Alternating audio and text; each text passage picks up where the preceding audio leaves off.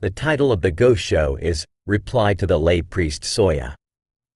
Let's first listen to the background of this Gosho. This letter was written at Minobu to Soya Kyōshin, a believer who lived in Soya village of Katsushika district in Shimōsa Province. Soya Kyōshin converted to the Daishonin's teachings around 1260 and became one of the leading believers in the area, together with Toki Jōnin and Ota Jōmyō. Later, he took the tonsure, and the Daishonin gave him the Buddhist name Hōren Nichirai. In this letter, Nichiren Daishonin urges Soya Kyōshin to recite both a portion of the Expedient Means chapter and the verse section of the Lifespan chapter, the two key chapters of the Lotus Sutra, in his daily prayers.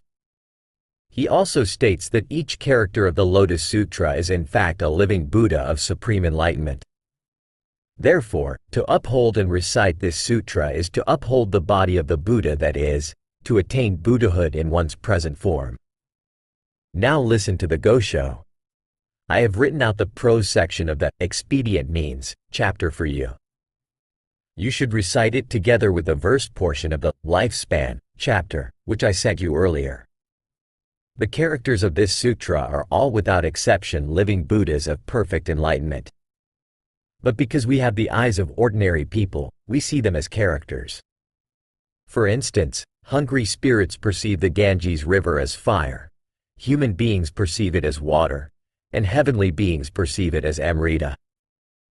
Though the water is the same, it appears differently according to one's karmic reward from the past.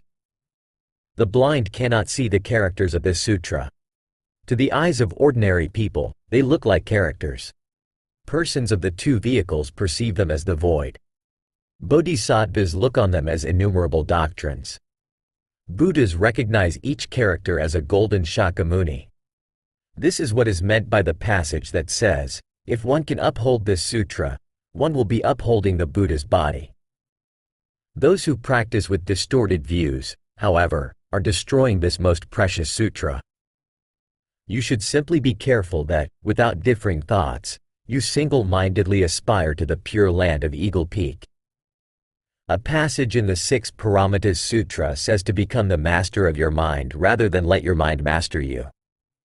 I will explain in detail when I see you. With my deep respect. Nichiren. The 3rd month in the 12th year of Buddhahood, 1275.